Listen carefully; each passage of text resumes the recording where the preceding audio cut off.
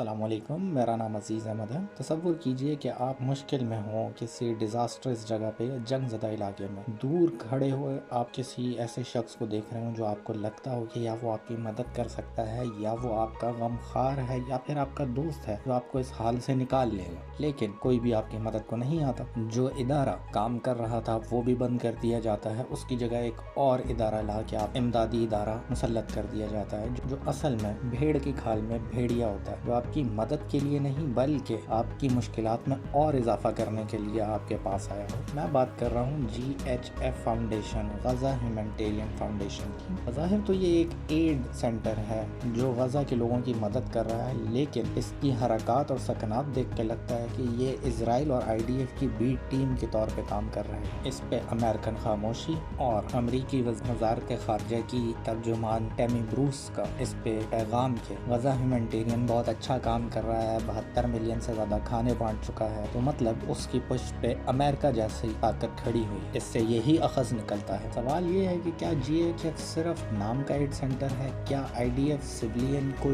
जानबूझकर इनकी तरफ धकेलता है और फिर निशाना बनाता है? क्या दुनिया में कोई ऐसा मुल्क है, कोई ऐसी स्टेट है, कोई ऐसा लीडर है जिगर रखता हो कि इजराइल की इस ब्लॉकेड और सीज को तोड़ सके और गजा की आवाम के लिए खाना अंदर इंसानों की तरह और तमाम मेल न्यूट्रिशन के मुताबिक पहुंचा सके? क्या इजराइल कहीं पे रुकेगा, या वेस्ट जो हमेशा ह्यूमैनिटेरियन वैल्यूज और ह्यूमैनिटी का राग अलापता रहता है, उनमें से कोई उठ के इसको रोकने की जुर्रत करेगा? आखिर कब तक लोग नाजायज कत्ल होते रहेंगे, और किस बिना पर 2 साल पहले जो कत्लो गारतगिरी शुरू हुई वो आज तक रुक ना सकी? मुझे ये डर है कि इजराइल कहीं नहीं रुकेगा अनटिल अनलेस वो अपना मकसद पूरा कर ले, और उसका मकसद एक ही है, वाइप आउट गजा। इसका मतलब है एथनिक क्लिंजिंग, जो बच्चों तक को नहीं छोड़ रहा। ये जंग नहीं, ये स्टारवेशन है बच्चों के खिलाफ। खैर, किस्सा शुरू होता है 1948 से, जब वेस्ट ने अपनी नाजायज औलाद इसराइल को इस दुनिया के गजा के पास नक्शे में उतार दिया। तब से लेके आज तक यूरोप सिर्फ बाकी दुनिया के ह्यूमैनिटेरियन वैल्यूज का राग सुनाता है, और जब इसराइल या उसके अफवाज कोई ऐसा काम करती है तो उस पर कोई सवाल नहीं, कोई तफ्तीश नहीं, बस गूंगे शैतान बन के हर चीज को तस्लीम कर लिया जाता है। जी हाँ, वेस्ट का गुस्सा निकलता है सिर्फ उन ममालिक पे जहाँ से उन्होंने फ्यूचर में मिनरल्स निकालने हो, या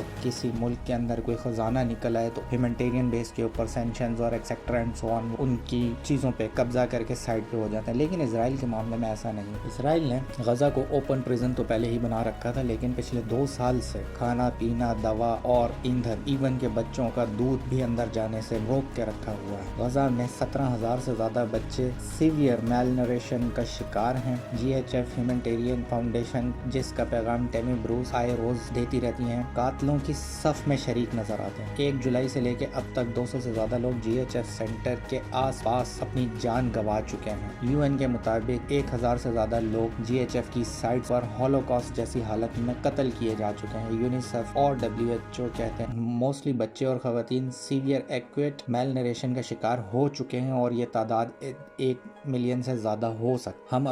हम सब अपनी ज़िंदगियों में इतने मसरूफ़ हैं कि इस कत्ले आम को सिर्फ एक नंबर्स के तौर पे याद रखा जा रहा है, और इसको रोकने के लिए कोई ठोस इकदाम नहीं किए जा रहे। अगर ऐसे ही चलता रहा तो कल उनकी जगह पर हम होंगे और एक नंबर में काउंट हो जाएंगे। अल्लाह गजा की आवाम का हामी व नासिर हो, अल्लाह उनकी मदद फरमाए। आपका बहुत शुक्रिया। अस्सलाम वालेकुम।